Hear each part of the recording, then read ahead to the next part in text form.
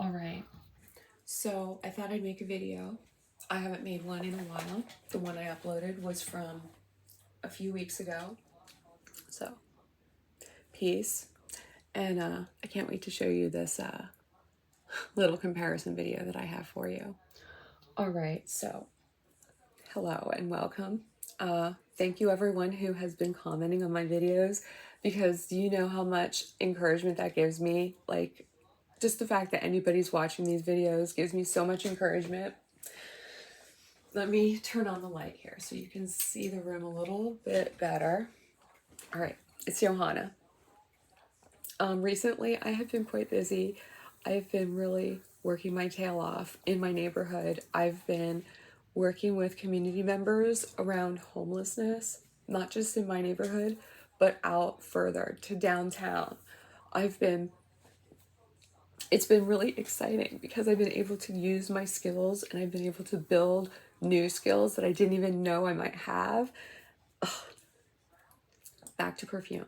So today what I want to do is I want to compare my two most fill in the blank perfumes. What do you think it is? What it is the two perfumes that I have that remind me the most of a dirty old man. A dirty old man. And then I'm going to decide whether I'm going to add rich to it, because there's probably going to be one of each. Yes, as far as the way that they smell, because I didn't really smell a lot of perfumes growing up. I grew up in the 70s, 80s, and 90s. And in the year 2000, I became an adult. I kind of felt like, just because of what happened around that time and a year after. So, why? Let's get to that later. Let's get back to the perfume. So, I'm going to have three. I need to go run and grab the other one.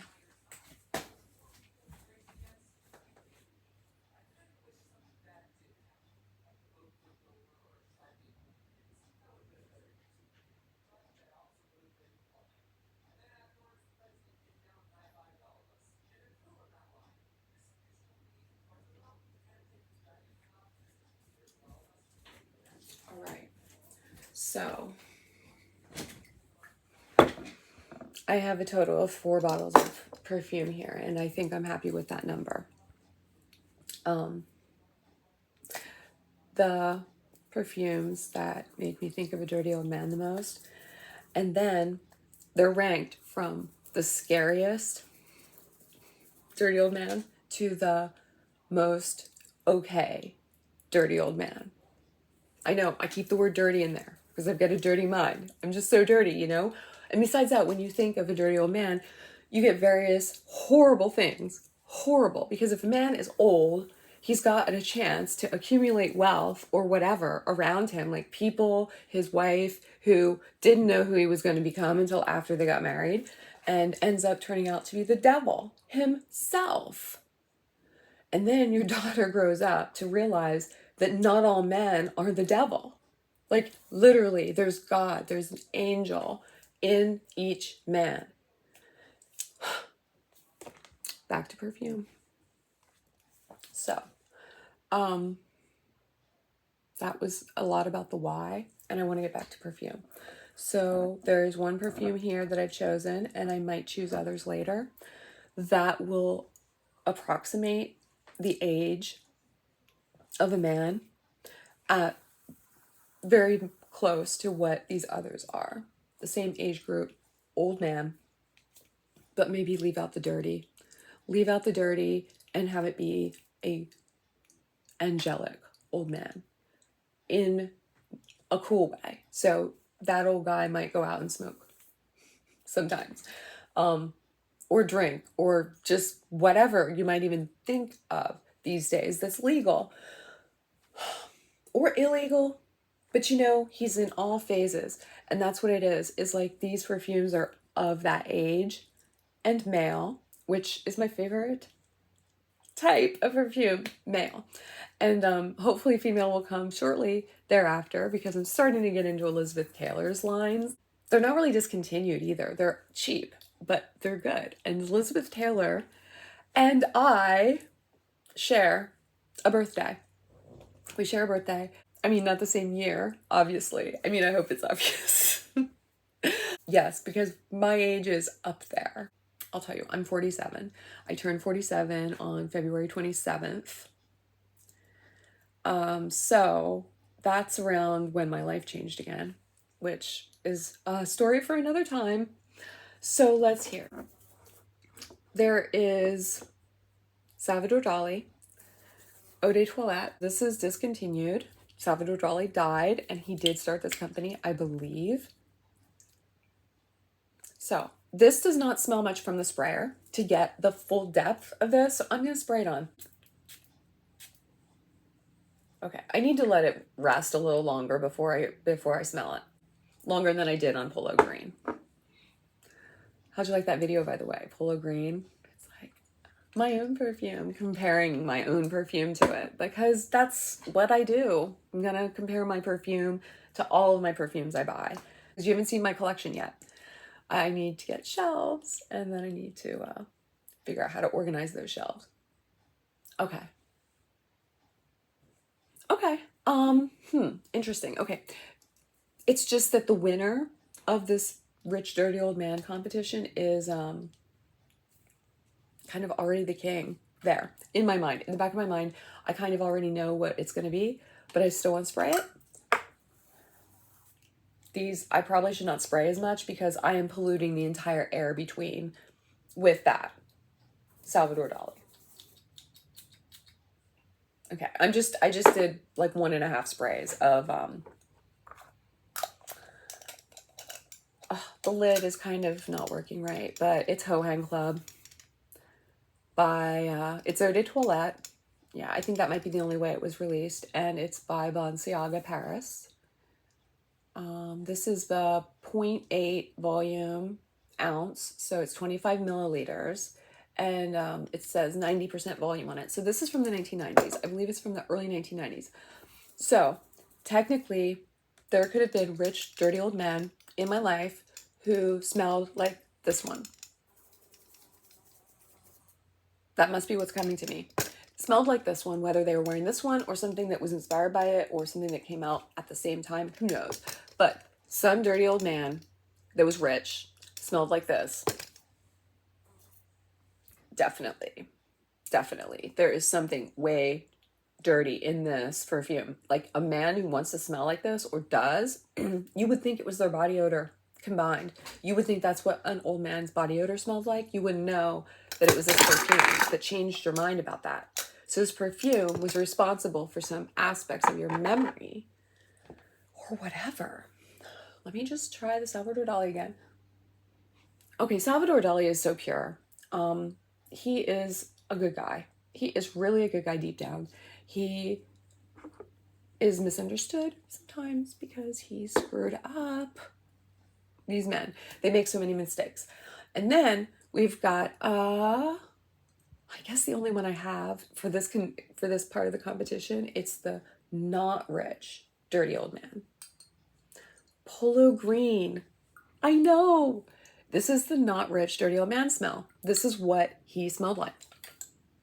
If you want to take that with that what you will. In terms of my own personal history, I can't say because I can't remember. But I will say that I don't have an arm to spray this on because these are powerful. I cannot spray on the same arm and really understand what the F is going on. Here, let's do it on my shoulder. And I just sprayed one time because on that video for Polo Green, I am so sorry everyone out there. If you were like, oh my God, I want that spray for me. Can't you send it to us, Johanna? And you guys were like so graceful about it so far. But yeah, I've been spraying this one a lot, not just that day, but every day since, because I'm trying to get used to this one. This is the one that I'm doing therapy on myself about, trying to get me to be able to use this as a comfort spray when I feel like I need reassurance. And so I spray it even when I'm not comfortable. And this is how I do perfume therapy on myself, because I don't have any perfume therapy clients, but I would like to have some one day, I do the regular kind of therapy as my profession, but perfume therapy, it's a little bit out there.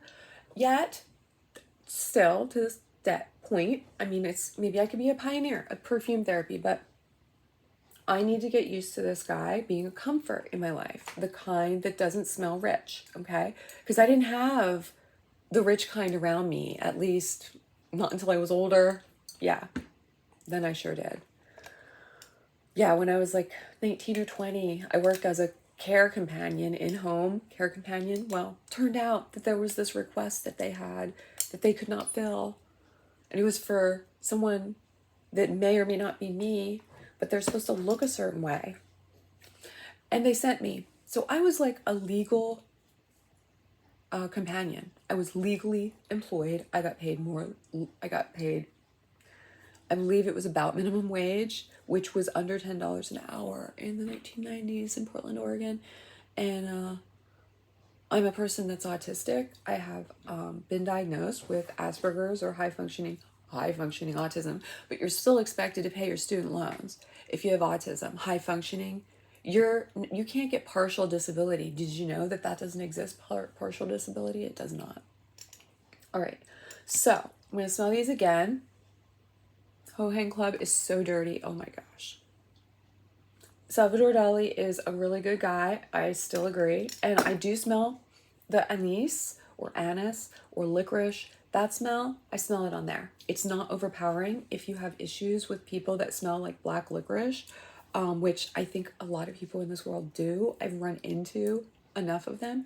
Sometimes old men like to suck on and chew on black licorice, and it makes their teeth look like black and stuff, dark blue. And anyway, I lost my train of thought. Yeah, so if you're working on like your own self and you're using perfume to do it, perfume therapy is helping you, and you've seen the benefits and you want to find something, well, maybe this will give you an idea. Yeah. So then I've got the cure. Are you ready? So the cure is to use a perfume that smells like the same type of person, but a better person that does not feel scary or threatening, or you don't feel so vulnerable around them that you're going to get hurt. Because that's the thing. If they have the power to make you feel vulnerable around them because they're very rich or they're very powerful or anything like that, and they're a man, so they're most likely going to be stronger and larger than you are at that age when you're a child, like, or a young person, a young adult. You want a perfume that you can spray that reminds you of the best possible example of that person's, that could be someone you would forgive and someone that you would let make reparations for you. So for me, I've decided that one is Obsession for Men by Calvin Klein. And this is actually for men. It's worn off, and I don't know if it ever even said it on the bottom here or not. But my friend Justin the Czar said, see, it wasn't all worn off when I bought it. It's just that I've been using this. I keep this in my car sometimes. I keep this by my bed now. But I carry it in my shirt pocket, my breast pocket, like inside my jacket. I sometimes, chest pocket, I guess you should say. Like, I sometimes carry it in there. So this is a cheapie. I'm pretty sure would have been, I don't know if it was back then or not, but it was probably less than $60, which right these days, that's a cheapie. Anyway, I spray this as a comfort smell, and it reminds me of someone who scares me and intimidates me, but who I can trust to be vulnerable around enough to feel comfortable with. So Obsession is the cure for me and my dirty old man complex that I have.